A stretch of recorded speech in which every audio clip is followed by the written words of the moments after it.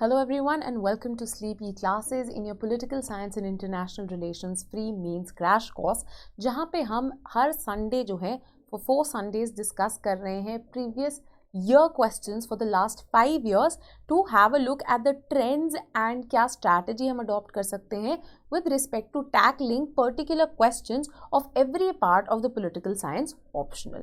ठीक है, तो अब हमने बात कर ली थी आपकी जो पेपर 1 पार्ट ए है उसकी हमने बात कर ली थी, राइट. लास्ट संडे जो है we had talked about it in depth. हमने उसके PYQs देख लिए थे of the last 5 years which were arrange thematically, मतलब WPT के अंदर प्लेटो का जो है, एरिस्टोटल के जो हैं, वो सारे क्वेश्चंस हमने देख लिए थे. So if you haven't had a look at that video I would request you to please go ahead and उसको आप जाके देख सकते हैं. अब जो है हम बढ़ेंगे टूवर्ड्स पेपर 1 पार्ट बी. तो आपका जो इंडियन गवर्नमेंट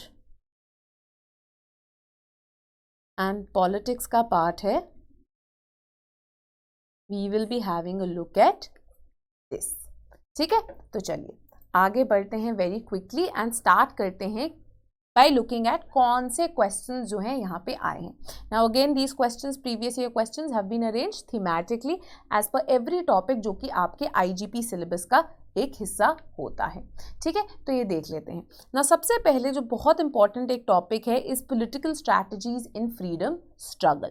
तो यहाँ पे हम देखते हैं वेरी इंपॉर्टेंटली कि कौन कौन सी पॉलिटिकल स्ट्रैटेजीज रही थी. तो यहाँ पे हम लिबरल जो स्ट्रैटेजी थी, जो मार्क्सिस्ट स्ट्रैटेजी थी, गांधीयन स्ट्रैटेजी थी, मिलिटेंट एंड एक्सट्रीमिस्ट मूवमेंट्स जो थी उनकी स्ट्रैटेजीज, सोशलिस्ट की स्ट्रैटेजीज, इन सबको जो है हम देखते हैं. तो एक तरह से मॉडर्न हिस्ट्री में जो हम कवर करते हैं एक फ्रीडम स्ट्रगल का पार्ट, उसको हम जब पॉलिटिकली एनालाइज करते हैं, this is what that theme deals with. Now a very important source for this is the Bipin Chandra book, right? In fact जो बिपिन चंद्र की इंडिया स्ट्रगल फॉर इंडिपेंडेंस है,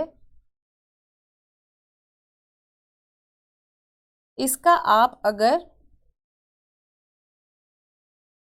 introductory and conclusion का chapter पढ़ लेंगे ना, तो वो बहुत ज़्यादा हेल्प कर लेगा आपकी, राइट. जहाँ पे इन्होंने बताया हुआ है कि क्या लिबरल जिनको हम लीडर्स मान सकते हैं उनकी क्या योग, एक तरह से what was their strategy, what was their योगदान to the entire freedom movement, socialist and Marxist की क्या थी, राइट. साथ ही में इन्होंने इनकी जो पिटफॉल्स थी, जो शॉर्टफॉल्स थी, उनको भी बहुत अच्छे से एक्सप्लेन किया हुआ है. Very importantly they also try to utilise a new Marxist perspective. तो एक तरह से बहुत अच्छे से समझाया गया है इस बुक में कि Gramscian notions of war of positions, war of manoeuvre जो होते हैं, वो कैसे इंडिया के केस में यूटिलाइज किए जा सकते हैं. सिमिलरली गांधीयन जो मूवमेंट थी उसके सेंस में भी ये पैसिव रेजिस्टेंस एंड पूरा जो वॉर ऑफ पोजीशन था उसको एनालाइज किया गया है. तो ऑलरेडी हमारा कुछ जो एक स्टैटिक बिट है, जो एक हिस्टोरिकल एलिमेंट ऑफ IGP, उसको ये पहले ही बुक जो है बिपिन चंद्र की किताब is relating it, it is interlinking it with the political theory part. तो आपका आधा जॉब हाफ डन हो गया कि किस तरह से आप जो सीमिंगली मॉडर्न हिस्ट्री का पार्ट है उसको PSI और ऑप्शनल से रिलेट करके और ज़्यादा कैसे थ्योरेटिकल बना सकते हैं, is something that you can learn very very well from the Bipin Chandra book. ठीक है, अब यहाँ पे जैसे कि बात की गई थी, पहला क्वेश्चन जो कि बहुत इंपॉर्टेंट 2020 में आया था, is trace the role of revolutionary militant national movements. तो इसको लेके वैसे ही बहुत न्यूज़ में था, बहुत चर्चा में था, राइट, कि किस तरह से सर्टन ट्रेंड्स और certain variances of the national movement have overwhelmed जो मिलिटेंट एंड रेवोल्यूशनरी स्ट्रगल्स थी, जो कि बहुत इंपॉर्टेंट थी. ठीक है, तो इनका क्या रोल था, आप इनके वेरियस फेजेस जो हैं रहे हैं उन फेजेस की बात कर सकते हैं, उन डिफरेंट फेजेस में क्या कॉन्ट्रीब्यूशंस थी उनकी बात कर सकते हैं, राइट. एंड किस तरह से डिस्पाइट द फैक्ट कि ये एक मास मूवमेंट नहीं बन पाए, बट इवेंचुअल जो मास मूवमेंट्स आती थी उनको इनकरेज करने के लिए ऐसे रेवोल्यूशनरी, ऐसे जो एक करेजियस एक्ट्स थे, वो कितने ज़्यादा इंपॉर्टेंट होते थे. तो बिपिन चंद्र की किताब में एक बहुत इंपॉर्टेंट स्टेटमेंट है that they returned India's manhood to hit एक तरह से, राइट। तो काफ़ी जो है एक important statement with respect to militant and revolutionary movements मानी जाती है, something which you could have quoted. Now again जो नेक्स्ट क्वेश्चन है वो हम देख सकते हैं, ज़्यादा ब्रॉड क्वेश्चन जो कि बात करता है कि किस तरह से एंटी इंपीरियलिस्ट होने के साथ ही साथ रैडिकल थी in its social, economic and political programmes, right. किस तरह से रैडिकल थी, अब एंटी इंपीरियलिस्ट तो थी ही थी, right. That is something that you can address in the introduction के मेन पॉइंट ही फ्रीडम स्ट्रगल का क्या था, to achieve the freedom from colonial masters. And radical कैसी थी अपनी social and economic and political programme से। अब ये भी चीज़ें जो है मल्टीपल चीज़ों से हमें पता लग सकती हैं, तो आप अगेन यहाँ पे फेजेस डिवाइड कर सकते हैं। फॉर एग्जांपल अब स्वदेशी मूवमेंट एंड उनके रैडिकल प्रोग्राम्स की बात कर सकते हैं based on the idea of passive resistance and economic बॉयकॉट्स।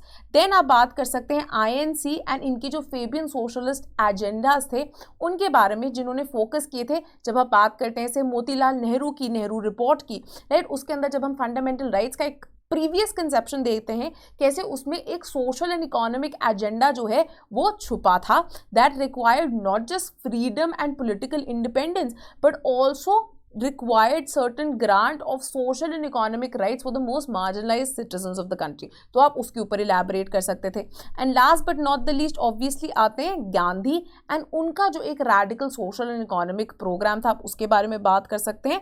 And इसके अलावा ऑब्वियसली जो सोशलिस्ट एंड मार्क्सिस्ट थे उन्होंने जो आइडियाज आगे रखे थे, people like M.N.. Roy etcetera, उनके बारे में भी आप यहाँ पे इंटरलिंकेजेस ड्रॉ करके अपने आंसर को काफ़ी ज़्यादा बढ़िया बना सकते थे। Next, revolt of 1857 was the सिपाही म्यूटिनी और फर्स्ट वॉर ऑफ इंडिपेंडेंस। ये काफ़ी ज़्यादा, क्योंकि ब्रिटिश पार्लियामेंट में भी जो है इसको लेके डिबेट उठी थी, राइट। तो एक डूएबल क्वेश्चन है, इसके बारे में हम बहुत ज़्यादा पढ़ते हैं, तो this was something that you could have done.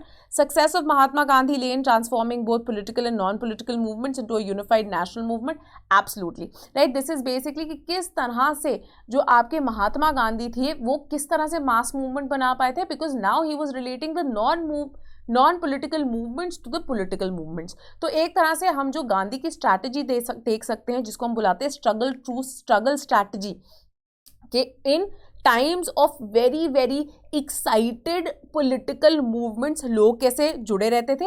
And then जब लल आता था मूवमेंट में, तो तब वो नॉन पॉलिटिकल इश्यूज को भी जो है नेशनल एक एजेंडा से लिंक कर देते थे, राइट। तो जब वो बात करते हैं about caste movement, right, to remove caste, right, then जब वो बात करते हैं अबाउट वेरी इंपॉर्टेंटली जब वो आइडिया ऑफ मैनुअल लेबर की बात करते हैं कि इंटेलेक्चुअल लेबर जो है कितना ज़्यादा इंपॉर्टेंट उन्होंने कर दिया है। तो ब्रेड लेबर की जब वो बात करते हैं तो वो कहते हैं कि आप दलित स्ट्रीट्स में जाइए, उनको वहाँ पे साफ सफाई कीजिए, आप नेशनल पॉलिटिकल एजुकेशन के जो है प्रोग्राम्स चलाइए, जैसे वो नई तालीम की बात करते थे, सर्वोदय की जब वो बात करते थे। तो इस तरह से नॉन पॉलिटिकल एजेंडा वाले चीज़ों पे भी वो लोगों को इकट्ठा करके आगे आने वाली मूवमेंट के लिए जो है मासेस को कलेक्ट करने में बहुत एक इंपेरेटिव रोल निभाते थे, ठीक है। तो इस तरह की आप बात कर सकते थे इस आंसर में।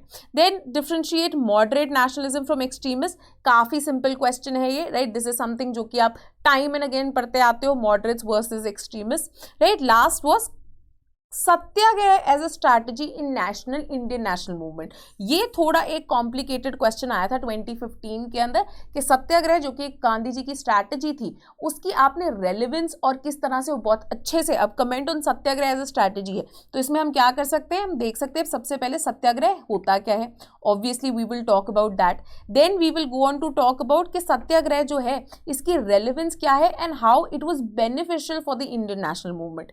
देन हम इसकी कुछ पिटफॉल्स जो हैं उनको लिस्ट आउट कर सकते हैं before ending and concluding the answer with contemporary examples of how Satyagraha is relevant even today and आज की मूवमेंट्स में, not only in India, in fact even abroad जो है हम इसके फॉर्म्स देख सकते हैं of peaceful truth force oriented such movements जो कि हमें देखने को मिलती है, राइट। तो आप बात कर सकते किस तरह से साउथ अफ्रीका में जो है अपनाया था नेल्सन मंडेला जी ने सत्याग्रह को एज अ हथियार। सिमिलरली हमारी जो एंटी करप्शन मूवमेंट चली थी उसमें किस तरह से सत्याग्रह जो है एक इंपॉर्टेंट आइडिया की तरह उभर के आया था, राइट। सिमिलरली बाकी और मूवमेंट जो है उसके साथ भी आप इसको लिंक कर सकते हैं to really show the contemporary relevance of satyagraha as an important strategy.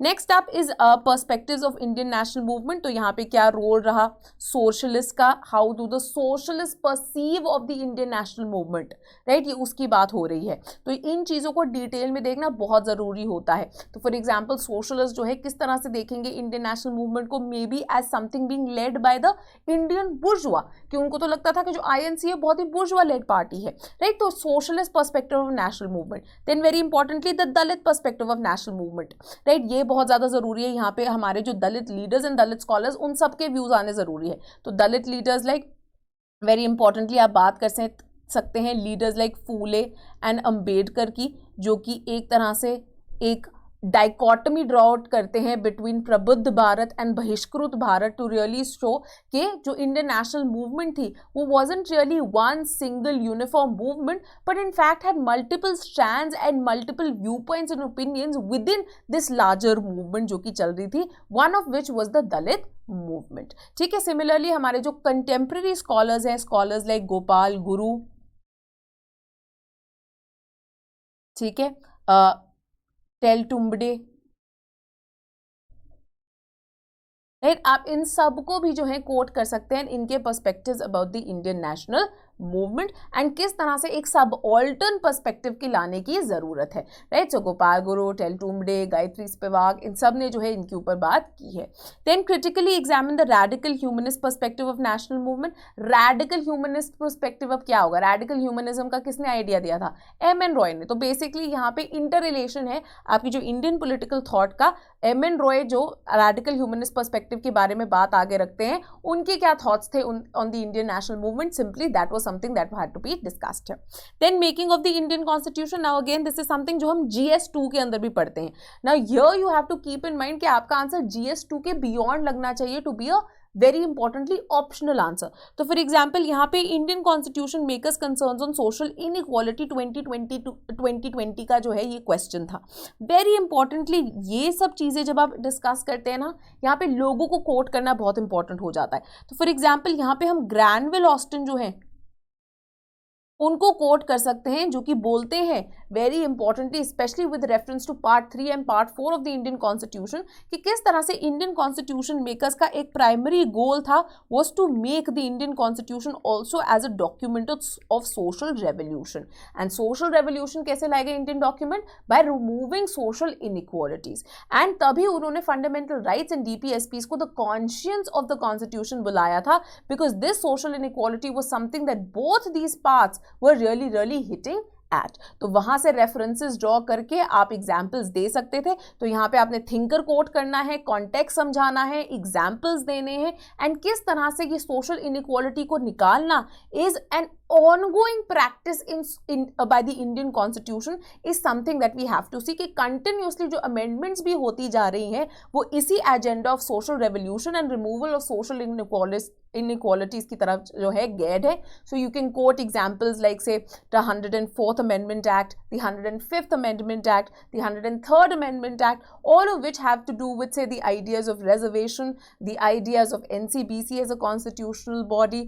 ठीक है, किस तरह से स्टेट्स जो है ड्रॉप कर सकते हैं अपनी own list of the backward classes. तो ये सब जो है रेलेवेंट हो जाते हैं for this question.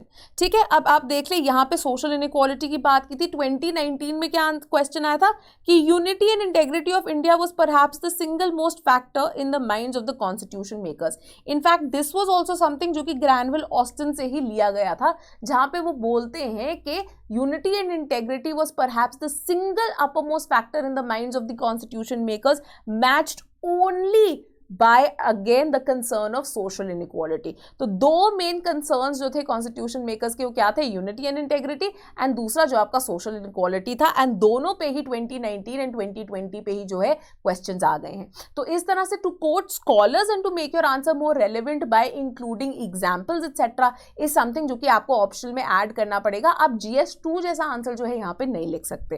Then again salient features of the Constitution, यहाँ पे फॉर एग्जाम्पल आया the purpose of the 42nd amendment was to make the economic and social democracy explicitly visible। तो 2016 का जो है ये क्वेश्चन था, right.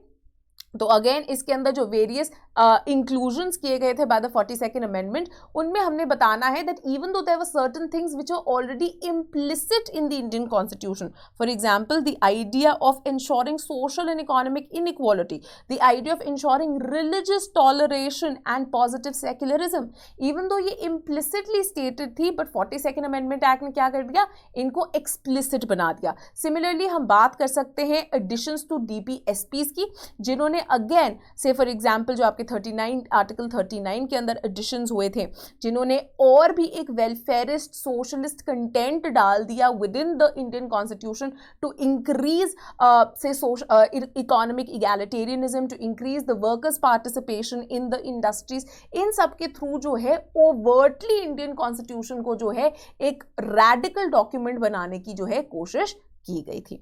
Again comment on secularism in the Indian Constitution. यहाँ पे आपने सिर्फ फंक्शनिंग ऑफ इंडियन सेक्युलरिज्म ही नहीं, बट किस तरह से बाकी scholars perceive it to happen उसके बारे में बात करना है. So you can quote scholars like Rajeev Bhargava,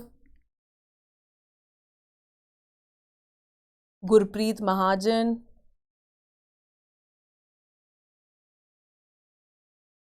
Zoya Hasan, right आप इन सब को कोट करेंगे अपने आंसर में, बिकॉज ये GS2 का आंसर नहीं है, ये क्या है आपके ऑप्शनल का आंसर है.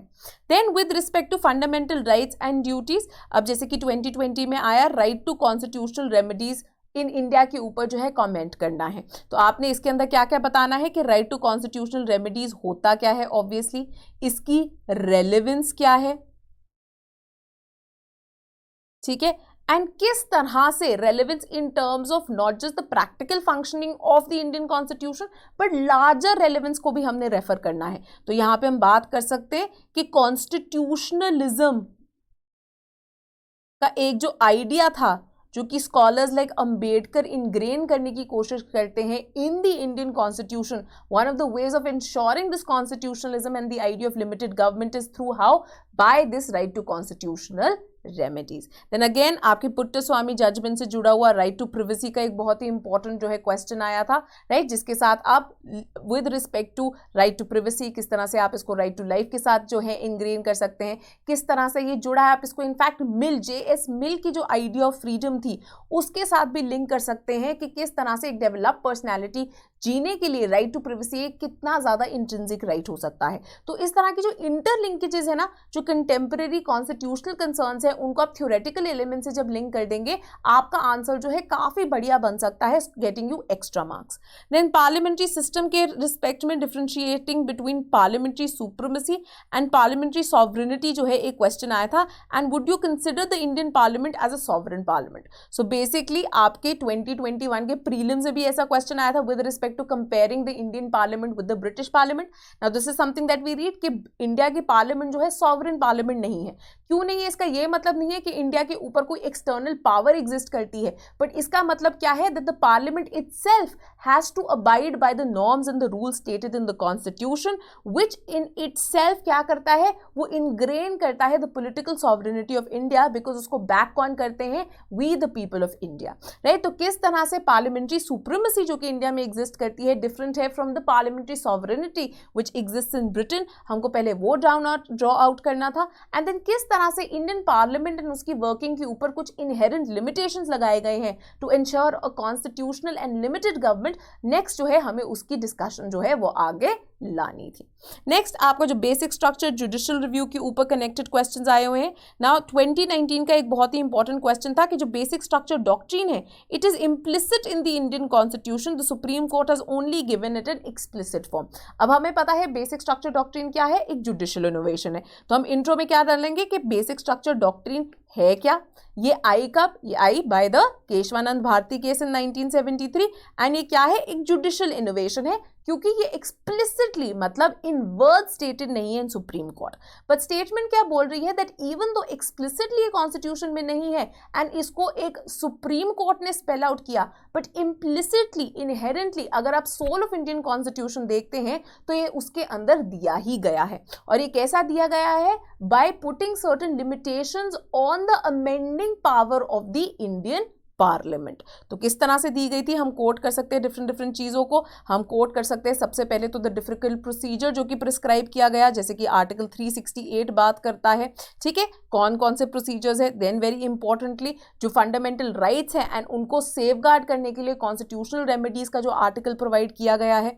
देन जो इंडिपेंडेंट स्टेटस दिया गया है जुडिशरी को, प्लस एक जो रिक्वायरमेंट डाली गई है on the supreme court to act as a guardian and एक तरह से protector of the Indian constitution. ये सब क्या स्टेट करते हैं कि कॉन्स्टिट्यूशन की जो कोर वैल्यूज हैं उनको हमने बचा के रखना है from any kind of infringement by any of the organs of the government, ठीक है। सो इवन दो ये एक्सप्लिसिट नहीं बल्कि implicitly through numerous provisions already obvious किए जा रहे हैं। तो ये सब चीजें जो है ना, इनको थोड़ा सा आपको टाइम लग सकता है अभी सोचने में, बट ये टाइम कैसे कम होगा एंड आप ऑटोमेटिकली कैसे फटाफट सोच पाएंगे, जितने ज्यादा आप आंसर्स लिखेंगे ना उतनी ज्यादा आपकी जो है शार्प होती रहेगी analytical skills.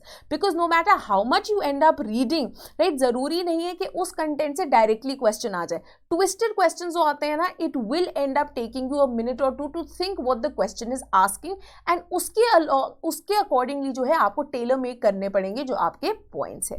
Then principal organs of the government के ऊपर अगेन बहुत इंपॉर्टेंट क्वेश्चंस आते हैं। This is one of the very crucial parts of the constitution जिसके ऊपर काफी क्वेश्चंस आ रहे होते हैं। तो फॉर एग्जांपल एक जो बहुत इंपॉर्टेंट क्वेश्चन आया 2020 में गिवन, अगेन यहाँ पे क्वेश्चंस कौन से आते हैं, mainly related to current affairs. तो जैसे कि इंडिया में there was this entire debate going on कि धीरे धीरे ओवर टाइम जो है लेजिस्लेचर का जो एक तरह से बोलबाला है that is reducing and the thrust of the government is tilting towards what the executive in the Indian politics. Executive कौन होते हैं, रियल एग्जीक्यूटिव हमारे which is council of ministers headed by the prime minister. तो how is the power of the executive rising, यहां पे हमने उसके बारे में बातचीत करनी थी, राइट। तो सबसे पहले हाउ, बाय गिविंग एग्जांपल्स, ठीक है, उसको हमने स्टेट करना था। Then what is the impact,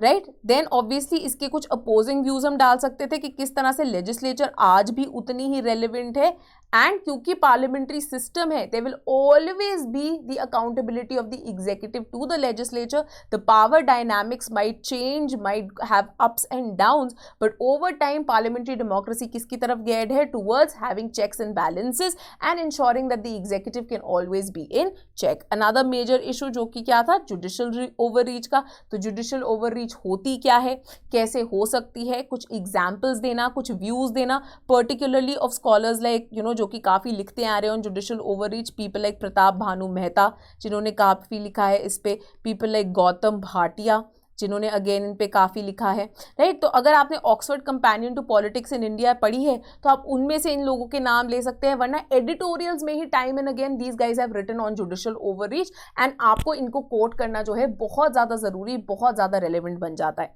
similarly 2018 में लेफ्टिनेंट गवर्नर्स के ऊपर जो है क्वेश्चन आया हुआ था। Why, because there was a lot of news में था, बहुत ही चर्चा में थे पुदुचेरी की लेफ्टिनेंट गवर्नर एंड दिल्ली की लेफ्टिनेंट गवर्नर को लेके। एंड अब तो explicitly he with the kind of changes done to the NCT government of NCT of Delhi Act जो है उसके बाद तो जो kind of powers that the Lieutenant Governor of Delhi enjoys is possibly unmatched by any of the governors in any of the states of India। ठीक है, तो वहां से रेफरेंस देके जो है आपने ये आंसर्स लिखने होते हैं। तो क्योंकि गवर्नमेंट ऑफ NCT दिल्ली जो है न्यूज में है, राइट, जो अमेंडमेंट एक्ट है, तो उसको आप बहुत अच्छे से करके जाइए, उसका जो एनालिसिस है उसको बहुत अच्छे से करके जाने की जरूरत है, which we will be also covering.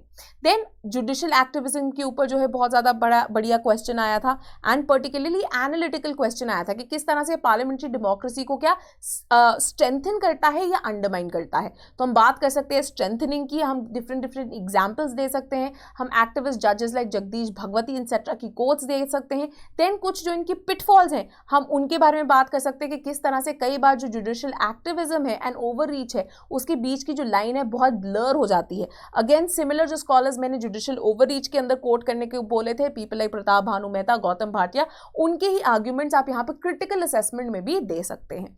Another very important topic जिसके ऊपर पक्का ही क्वेश्चन आएगा that is grass root democracy. ठीक है, इसके ऊपर क्वेश्चन आना ही आना है। Particularly I would say given COVID का इम्पैक्ट एंड किस तरह से जो आपकी ग्रास रूट गवर्नमेंट्स है, दे वर द वंस जिनके ऊपर सबसे बड़ी एक रिस्पॉन्सिबिलिटी आई, because they will be the first people to come in contact with the immediate people जो कि उनकी विसिनिटी में रह रहे हैं। तो किस तरह से ये जो 73rd एंड 74th अमेंडमेंट है, राइट, उसको और स्ट्रेंथन करने की ज़रूरत है आपकी लोकल सेल्फ गवर्नमेंट्स को स्ट्रेंथन करने के लिए, ताकि आगे कोई भी अगर ऐसे इश्यूज हैं उनको हम डील कर सके बेटर। सिमिलरली प्रॉब्लम ऑफ से फंक्शंस, फंक्शनरीज एंड फाइनेंसेस एक मेजर इशू रहता है with the local self governments, आप उनके ऊपर नजर डाल के रख सकते हैं, राइट। जो रिकमेंडेशंस आई है 15 फाइनेंस कमीशन की with respect to the financing of these local self governments, उनको देखना बहुत इंपॉर्टेंट हो सकता है for the upcoming mains examination.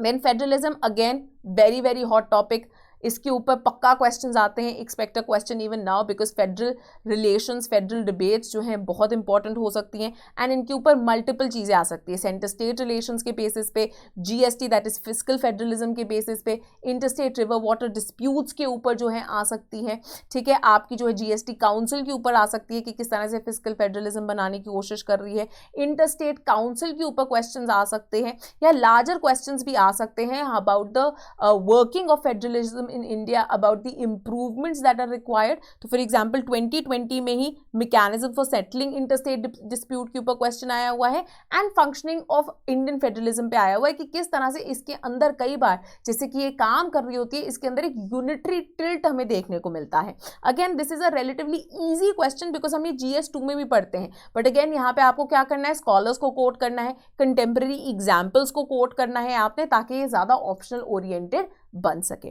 Another very important part that you have to have a look at is statutory institutions and commissions, particularly ऐसी commissions and bodies जो कि news में रही हैं, जो कि चर्चा में रही हैं। A hot favorite is the Election Commission of India and the Comptroller and Auditor General of India. So I would say Electoral Commission of India, particularly इनकी functioning, जो electoral reforms ये suggest करते हैं, इन सबको देखना बहुत ज़्यादा ज़रूरी है। Similarly CAG जिसको अंबेडकर ने जो है one of the most important institutions for parliamentary democracy बताया था, राइट, उसके बारे में उसका एनालिसिस करना जो है बहुत ज़्यादा ज़रूरी है। सिमिलरली अदर बॉडीज, तो फॉर एग्जांपल NCBC जो है बहुत इंपॉर्टेंट है, NCSC जो है बहुत इंपॉर्टेंट है, इन सारी बॉडीज को भी जो कि काफ़ी चर्चा में रही है, it is very important to have a look at them. Then again आपकी जो स्टैट्यूटरी बॉडीज हैं ये भी इसमें इंक्लूडेड है, right. So statutory bodies like national commission for minorities, national commission for human rights, ये भी काफ़ी चर्चा में रही है, तो अगेन इनके ऊपर भी नज़र रखना, जो इनकी अमेंडमेंट्स रही हैं, are they for the good, are they for the bad, will be something very important.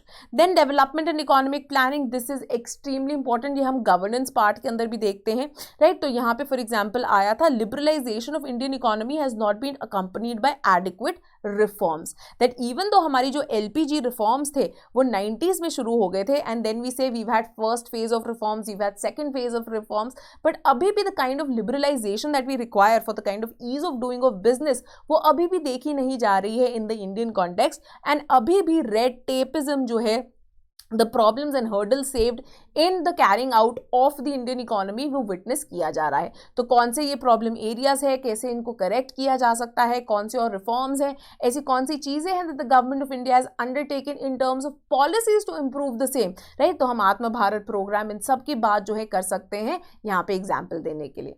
Then again what has been the political fall out of green revolution in India, this is very very important. Green revolution, जैसे कि आपको पता है, green revolution से क्या हुआ, आपकी जो मिडिल कास्ट थी, we say they particularly became extremely powerful because of the kind of agricultural gains and incomes के अंदर increase जो कि इन्होंने देखी थी, and उसके कारण क्या हुआ, particularly in the northern states and as well as in the southern states, ये जो middle caste थी, they ended up gaining a lot of influence and political power in these states, जहाँ पे particular parties बन गई led by these farm leaders, जिसके कारण जो representation of middle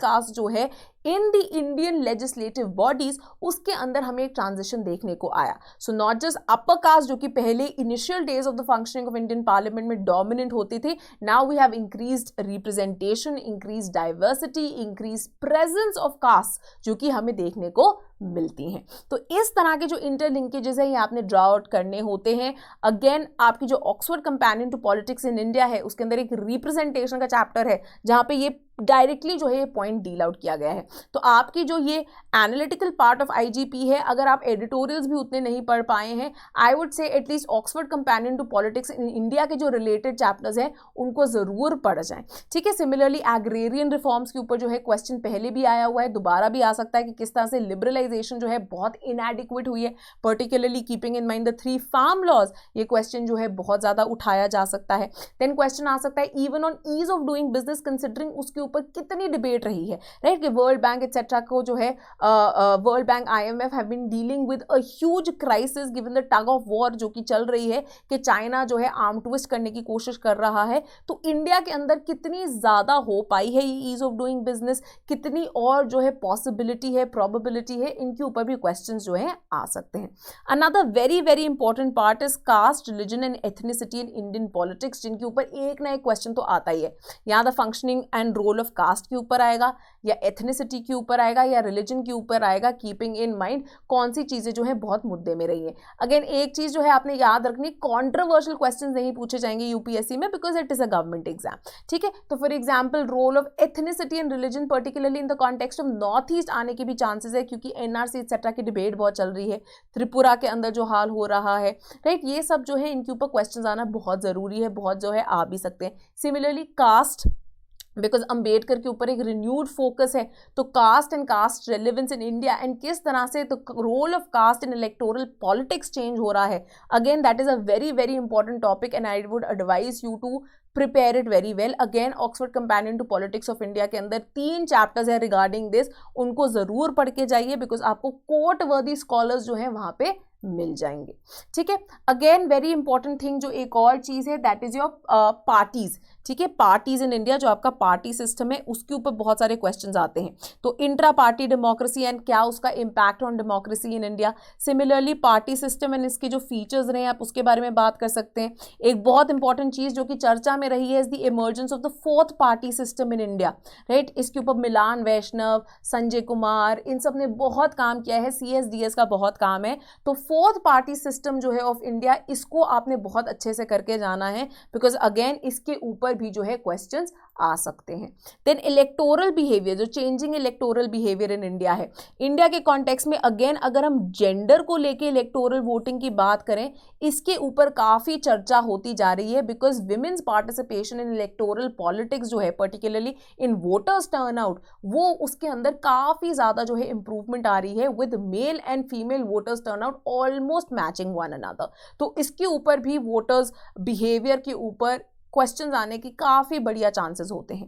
then social movements, obviously एक ना एक क्वेश्चन आएगा, अगेन बहुत कंट्रोवर्शियल क्वेश्चंस नहीं आएंगे about controversial social movements, right. तो फॉर एग्जांपल इस बार सिविल लिबर्टी मूवमेंट पे आया है, तो सिविल लिबर्टी मूवमेंट जो है बहुत तरीके की हो सकती है, राइट। इनफैक्ट जो आपकी CAA है वो भी is a civil liberty movement, ठीक है। आपकी जो एंटी करप्शन मूवमेंट थी that is also a civil liberty movement. तो किस तरह से क्या एक ट्रैजेक्टरी रही है of civil liberty movements in India, आप उनकी बात कर सकते हैं। फार्मर्स मूवमेंट जो है again is very very important, right, जिसपे क्वेश्चन आ सकते हैं। Environmentalist movement, the changing form of environmentalist movements particularly because COP26 काफी चर्चा में है। तो इन्वायरमेंटलिज्म, किस तरह का इन्वायरमेंटलिज्म है इंडिया में, क्या जो है इसके डिमांड्स है, किस तरह से इसको और इवॉल्व होने की जरूरत है, is something that needs to be covered in context of the question. Again आप देख सकते हैं जब जब कुछ इन्वायरमेंटलिस्ट मूवमेंट्स न्यूज में होती हैं, तब तब उन रीजन्स की जो है उनके ऊपर क्वेश्चंस भी आ सकते हैं। तो for example environmentalist movement in Tuticorin in Tamil Nadu was a question that came in 2018। तो ये जो एंटी स्टरलाइट प्लांट की प्रोटेस्ट थी, ये 2018 में बहुत चर्चा में थी, 2021 में अगेन बहुत चर्चा में है। डाउन टू अर्थ में इस पे पर्टिकुलरली बहुत अच्छे आर्टिकल्स आए हैं of actually this anti Sterlite movement being a call for Swaraj, right. तो अगेन ये सारे इश्यूज जो हैं बहुत पर्टिनेंट हो सकते हैं, बहुत इंपॉर्टेंट हो सकते हैं फ्रॉम द एग्जाम पर्सपेक्टिव। तो इन पे नजर बनाए रखना इज वेरी वेरी क्रूशल। अब सोर्सेज एंड स्ट्रैटेजीज क्या होना चाहिए, obviously your foundation is your GS2, because वही उसी पे आपको क्लैरिटी होती है। So you know what fundamental rights are, you know what DPSPs are, you know what judicial overreach is, you know what article 142 is. अब उसके ऊपर जो है आपने बिल्डअप करना होता है, एनालाइज करना होता है, स्कॉलर्स के व्यूज देने होते हैं, उनके पर्सपेक्टिव्स देने होते हैं, ताकि वो GS आंसर ना लगे बल्कि एक ऑप्शनल का आंसर लगे, राइट। अगर आपको इनमें से कुछ नहीं सूझ रहा तो कंटेम्प्रेरी एग्जाम्पल्स जितने हो सकते हैं, इंटरलिंकेज अगर आप ड्रॉ कर सकते हैं विदाउट द थ्योरेटिकल एलिमेंट्स, उनको करने की कोशिश कीजिए ताकि ये PSIR स्पेसिफिक आंसर लगे। अगेन अपार्ट फ्रॉम एडिटोरियल्स, पहली चीज तो एडिटोरियल्स आपको पढ़ने चाहिए इंडियन एक्सप्रेस और हिंदू के पर्टिकुलरली, बिकॉज इनके अंदर बहुत बढ़िया चीजें आती हैं on the functioning of the Indian government. Just in case आपके पास उसकी पूरी इंफॉर्मेशन नहीं है, I would say quickly go through the Oxford companion to politics in India, right. Particularly जो इसके रेलिवेंट चैप्टर्स है उन पे ही आप नजर डालिए, बाकी चैप्टर्स को जो है चाहे छोड़ दीजिए, बिकॉज वहां पे आप स्कॉलर्स को कोट कर सकते हैं। तो अगेन पर्टिकुलरली जो उनके स्कॉलर्स हैं, क्या व्यूज उन्होंने दिए हैं, तो ऐसी चीजें जो कि आप आंसर्स में कोट कर सकते हैं वो बहुत इंपॉर्टेंट साबित हो सकती हैं।